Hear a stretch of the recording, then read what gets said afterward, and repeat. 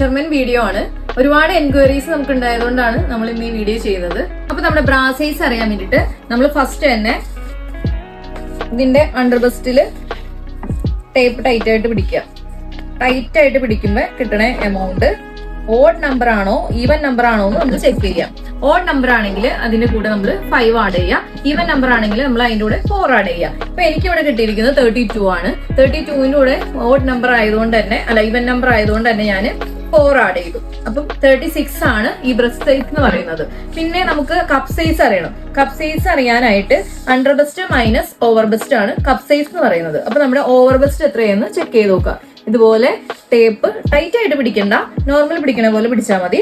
എന്നിട്ട് ആ സൈസ് നമ്മൾ എടുക്കുക. അപ്പൊ എനിക്കിവിടെ കിട്ടിയിരിക്കുന്നത് 38 ആണ്. അപ്പൊ നമ്മുടെ അണ്ടർ ബസ്റ്റ് എന്റെ 36 ആയിരുന്നു. ഈ ഓവർ ബസ്റ്റ് നമ്മൾ അളന്നപ്പോ കിട്ടിയത് 38 ആണ്. അപ്പം മൈനസ് ചെയ്യുമ്പോൾ നമുക്ക്